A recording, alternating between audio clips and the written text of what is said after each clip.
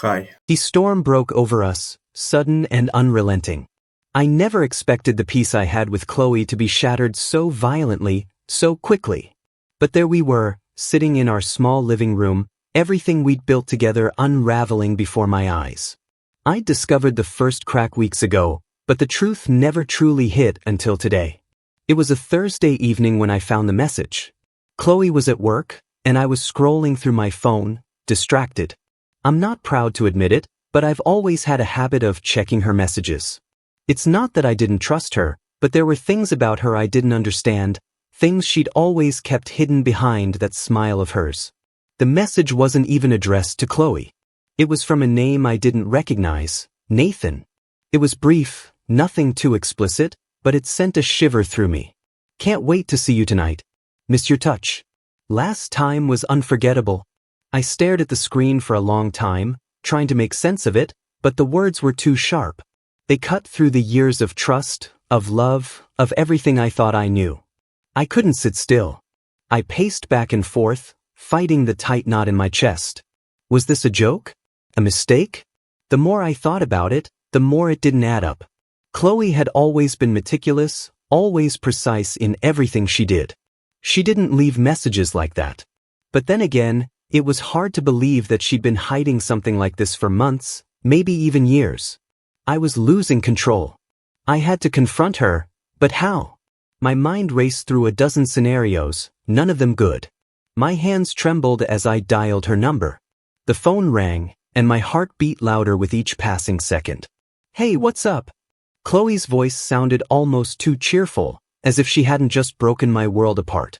I swallowed the words that burned in my throat. I saw the message. There was a long pause, and in that silence, I could hear the fear in her breath.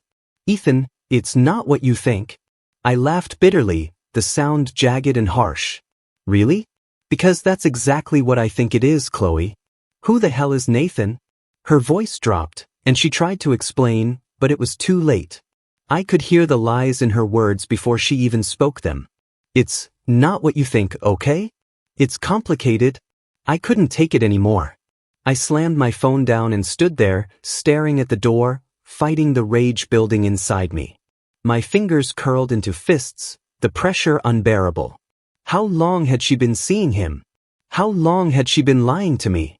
All the time she'd come home late, the long showers, the excuses, it all came crashing down in an instant.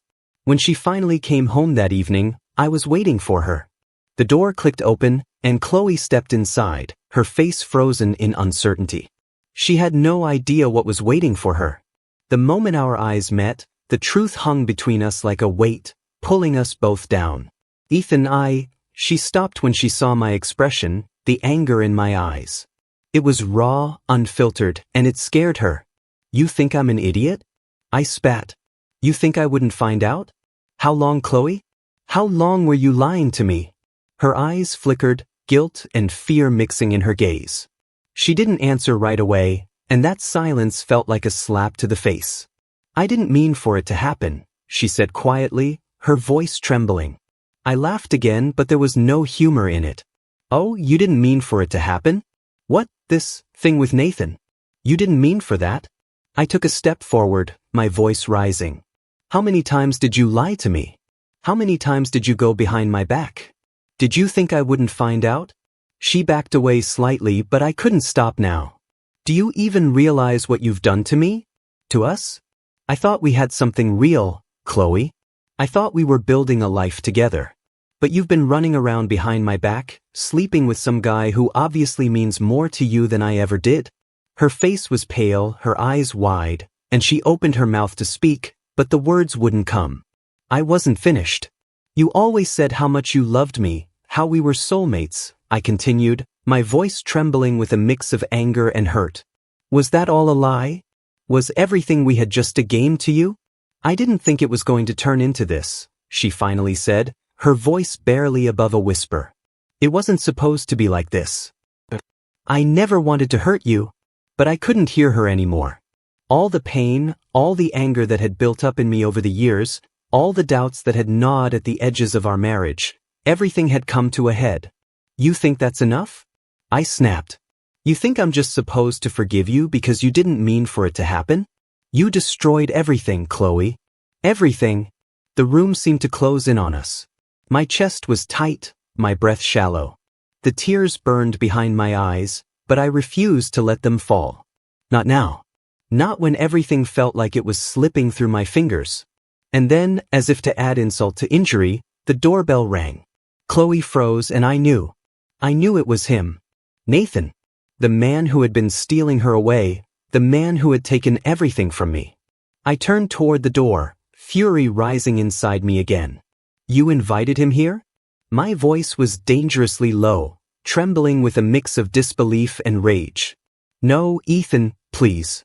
It's not like that. I didn't mean for any of this to happen, Chloe pleaded, her voice frantic. I didn't wait for her to say another word. I marched toward the door and yanked it open. Standing there, looking awkward and uncomfortable, was Nathan. He was tall, with dark hair and a boyish grin, the kind that should have been on a college campus instead of standing in front of me in my own house. For a moment, all I could see was red. I barely looked at him before I lunged forward, grabbing him by the collar and slamming him against the doorframe. What the hell do you think you're doing? I snarled, my hands shaking from the force of my anger. Nathan stammered, his hands coming up in defense. Wait man, it's not like that. But I didn't care. I had nothing left to say to either of them. Nothing at all. Chloe rushed forward, her hands trembling as she tried to pull me away. Then, please, stop, she cried. It's over. I'm done with him. I want to fix this. Please, just listen to me. But her words fell on deaf ears. In that moment, I couldn't hear her. I couldn't hear anything but the roar of my own anger, my betrayal, and my shattered heart. Chloe had broken me. Nathan had broken me. And I didn't know how we could ever fix what had been torn apart. The house felt different in the aftermath of that night. Cold, empty. There was no comfort in the familiar walls anymore, no sanctuary from the storm. Chloe hadn't come to bed, and I couldn't bring myself to sleep either. The silence between us was suffocating. It was the kind of silence that fills your lungs, makes your chest tight, and leaves you gasping for air. Everything I thought I knew about our life together had been shattered, and now I was standing in the rubble, unsure of how to rebuild. I sat in the kitchen the next morning, my eyes raw from lack of sleep, the weight of what had happened still heavy on my chest. Chloe had spent the night on the couch, not daring to come near me. I hadn't moved from my spot at the table. I couldn't bring myself to speak, couldn't bring myself to look at her.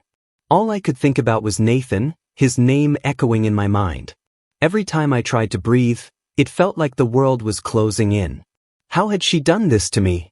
How had she betrayed everything we'd worked for? And what made it worse was that I was still in love with her. She came into the kitchen eventually, her eyes swollen, her hair unkempt. She looked like she hadn't slept either, like she hadn't been able to escape the chaos she'd created. She stood by the door for a moment, just watching me as though waiting for me to speak first. I couldn't. I didn't have the words. Ethan, her voice was shaky, fragile. I don't know what to say. I can't fix this. I looked up at her, my anger still raw but tempered by something else, something like disbelief. No, you can't fix this. You've broken something that can't be repaired. How long, Chloe? How long was I supposed to stay in the dark? Her eyes welled up again, and she stepped closer, her hand reaching out like she was trying to touch something that wasn't there anymore. I never wanted to hurt you. I swear. I got lost, and it just happened. But it wasn't real, Ethan. I didn't love him. It was a mistake. Maybe it was a mistake for you, but it wasn't for me, I said, my voice quiet but sharp. I'm the one who has to live with this, Chloe. I'm the one who has to pick up the pieces of what we had. I'm the one who has to deal with the fact that you didn't care enough to be honest with me. She didn't respond. She couldn't. She was just standing there, her hands wringing together, looking so small and lost, as if she couldn't comprehend what had happened either. But it was too late for explanations. The damage was done. I think you should go, I said, the words tasting bitter.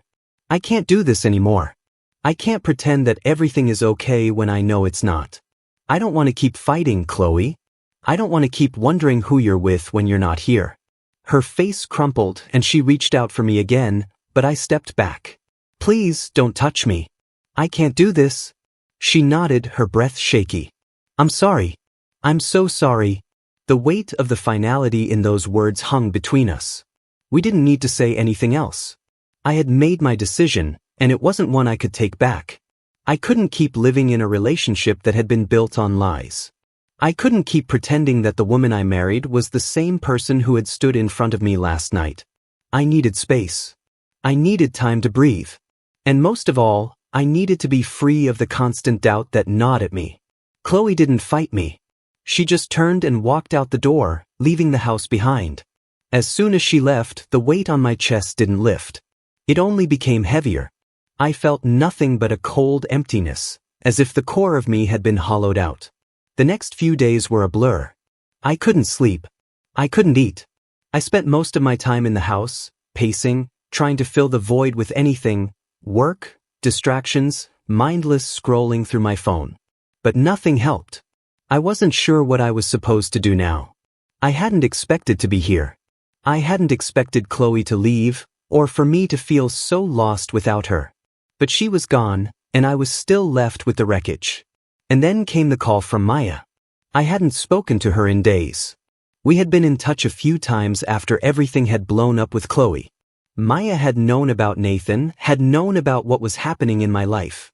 She had been there for me, offering support, a listening ear. She was the one person I thought I could trust, the one person I could talk to about everything. But even her voice on the phone now didn't bring me any comfort. "Maya, I don't think we can keep doing this," I said, my voice quiet, but resolute. I wasn't angry at her. I wasn't even disappointed. I was just tired. I was tired of carrying everyone's secrets, tired of trying to hold together relationships that were falling apart. There was a long silence on the other end of the line, and then she spoke. "I've been thinking the same thing, Ethan. I don't know how to fix this. I don't know how to fix us." I ran a hand through my hair, sighing. "I know. I don't either. It's just, everything's changed. You're not the same person I thought you were. And I'm not the same person I thought I was either. I don't want to lose you," she said, her voice breaking. "But I can't keep pretending like everything is fine when it's not. I can't keep ignoring what we've both done." I closed my eyes, feeling the weight of her words settle in my chest. It was the same realization I'd had about Chloe. Maya and I had both lied to each other, had both tried to make something work that wasn't meant to. I didn't blame her. I didn't even know if I blamed myself. But we had reached the point of no return. "I think it's time we both let go," I said quietly. "I think it's time we both moved on." Maya's voice cracked again, and for a moment, I wondered if I was making the right decision. But deep down, I knew it was the only decision I could make. We couldn't keep holding on to something that was already broken. "I'm sorry, Ethan," she whispered, her voice thick with emotion. "I really am. I didn't know what else to say." I hung up the phone and sat there, the emptiness of the conversation echoing in my head. Chloe was gone. Maya was gone. And now, I had nothing left but the quiet of my own thoughts, the sound of my own broken heart. But even in the silence, I knew one thing for sure. I couldn't keep living this lie. We both needed to be free. The phone call with Maya had barely ended when I heard the unmistakable sound of the doorbell ringing. I wasn't expecting anyone. I stood there for a few moments, trying to collect myself, as if I could somehow force the reality of what had happened to retreat just long enough for me to breathe. But there was no escaping it. I walked to the door and opened it to find my parents, Oliver and Lily, standing on the porch.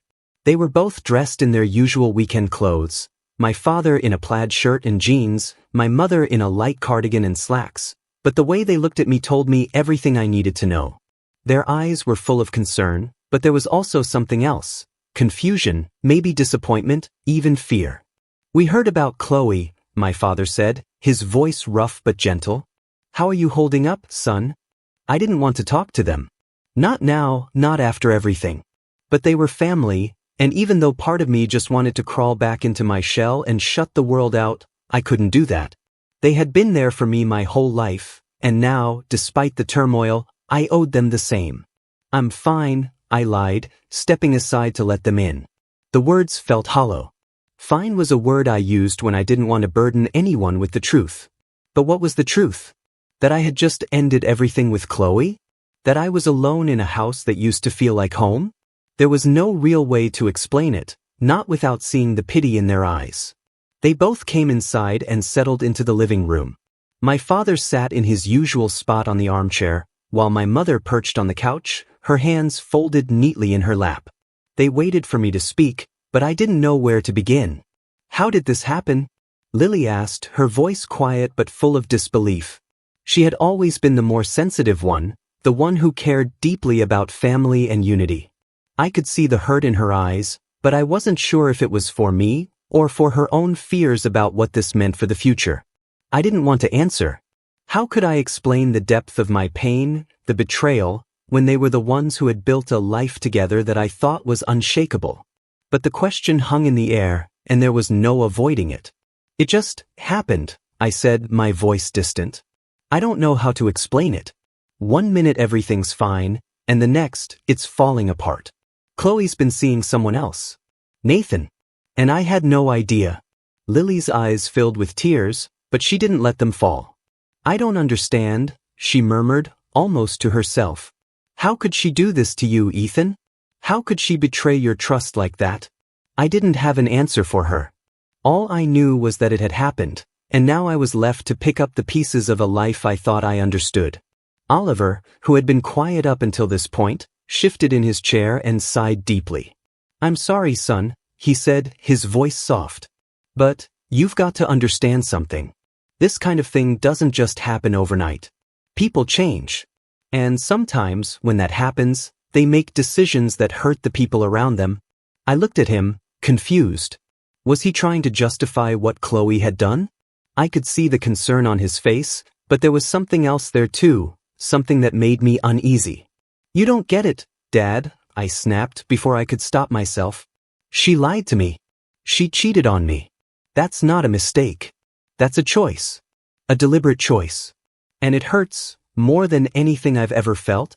Lily reached out, her hand brushing mine. "We know, Ethan," she said softly. "But we're not here to make things worse. We just want to help you get through this. We want to be here for you." I nodded, swallowing hard.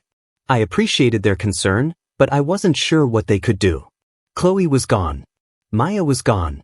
I was standing in the ruins of two relationships, and no amount of comfort was going to change that. "We just want to understand," Oliver said, leaning forward, his gaze serious now. "We've been through a lot together, your mother and I. We've seen things, hard things.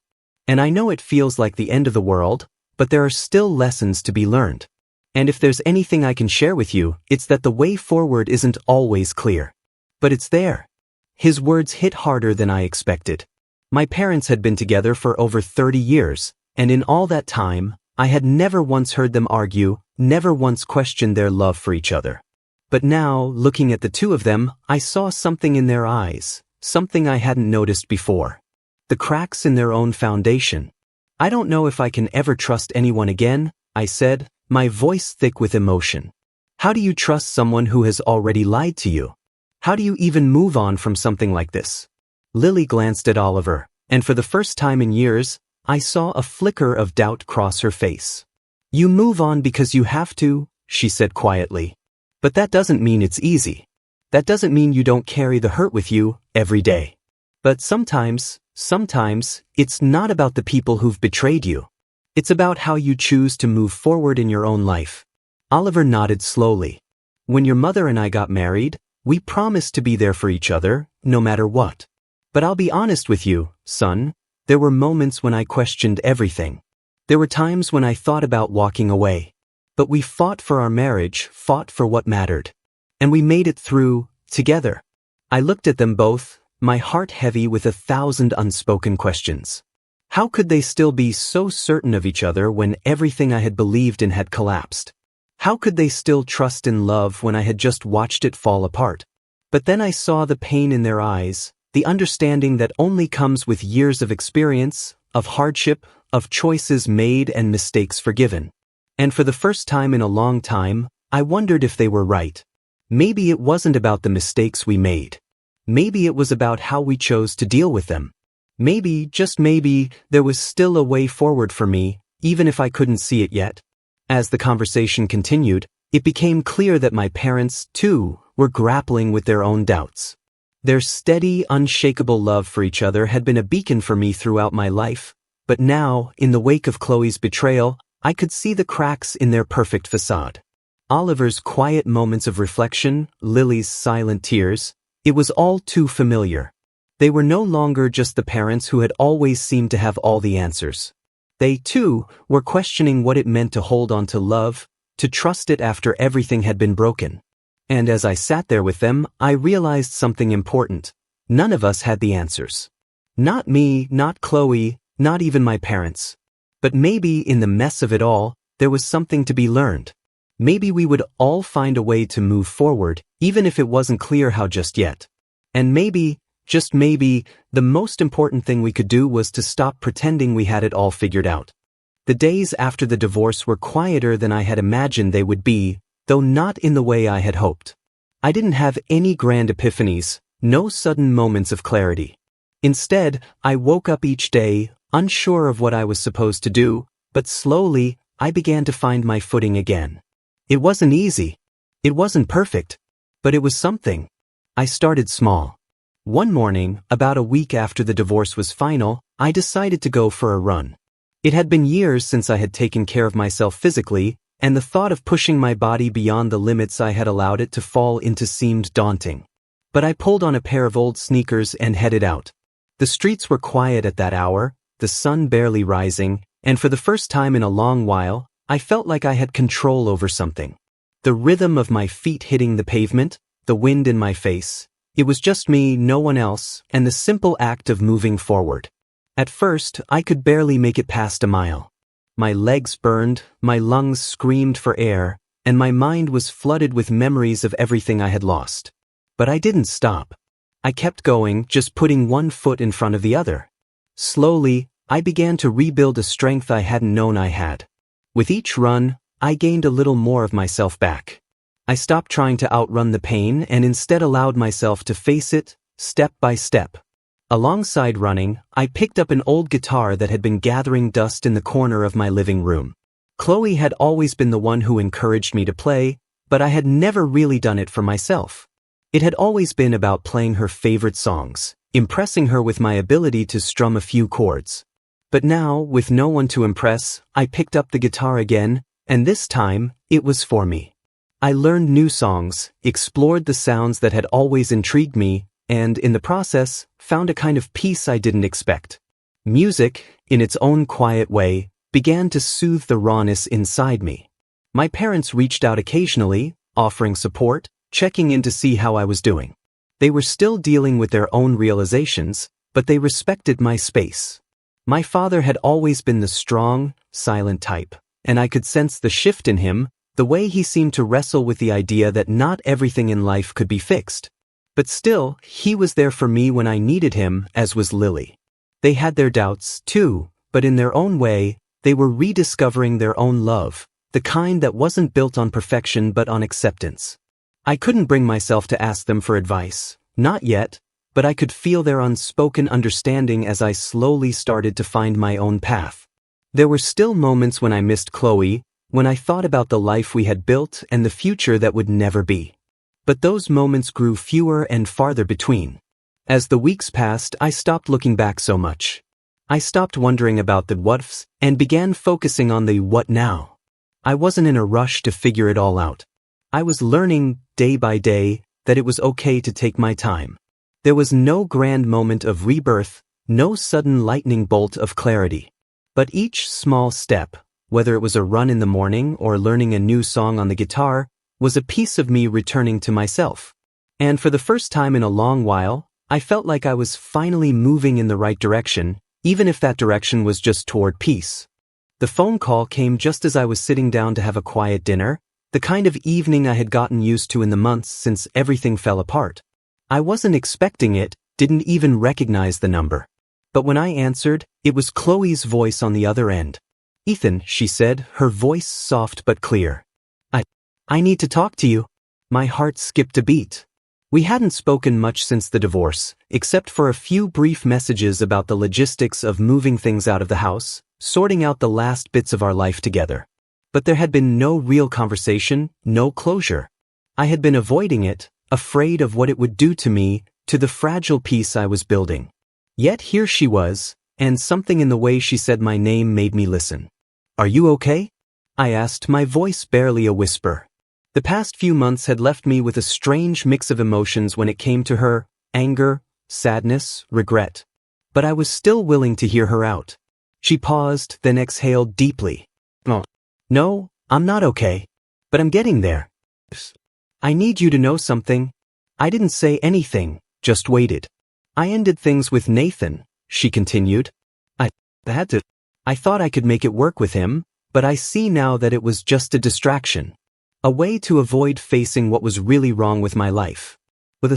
There was the admission I had been waiting for, though not in the way I expected. It wasn't just about Nathan. It wasn't just about the affair. It was about everything. About how she had been running from the cracks in our relationship, how she had ignored the signs that had been there for so long. "I know it's too late," she said, her voice breaking a little. "But I'm sorry, Ethan. I'm so sorry for everything. I was selfish. I didn't see what I had until it was gone. I thought I could leave all the pain behind, but I was just running. And now, I'm not running anymore. I'm done." I closed my eyes, my fingers tightening around the phone. I didn't know how to respond. All the things I had wanted to say to her for so long, the anger, the betrayal, the hurt, it was still there, but it didn't feel as sharp. It felt distant, as if those emotions were something from another life. Something that no longer belonged to me. "I'm sorry too," I said after a long silence, my voice low. "I'm sorry for not seeing you for who you were, for not understanding what you needed. We were both so caught up in our own worlds that we stopped seeing each other." There was a long pause, and I could hear her breathing through the phone, slow and steady. "I've been thinking a lot," Chloe said finally, her words carefully chosen. "About everything. About us. And I've realized something. Our relationship, it was broken long before Nathan came into the picture. We were both holding on to something that wasn't really there anymore. I thought I could make it work, but I couldn't even make it work with myself." The weight of her words hit me hard. She was right. We had both been living in a relationship that was already falling apart, a facade of happiness and routine that we both clung to because it was easier than facing the truth. The truth that we had drifted apart long before Nathan came into the picture. The affair had been the catalyst, but it wasn't the cause. Chloe continued, her voice quiet now, as if she was finally saying the things that had been locked away for too long. "I've been thinking about what comes next for me. And I don't know what that looks like yet, but I know I need to find myself again. I need to figure out who I am without all the baggage of our past. I think that's what you need too." Her words felt like a final exhale. For the first time since everything fell apart, I felt a sense of understanding.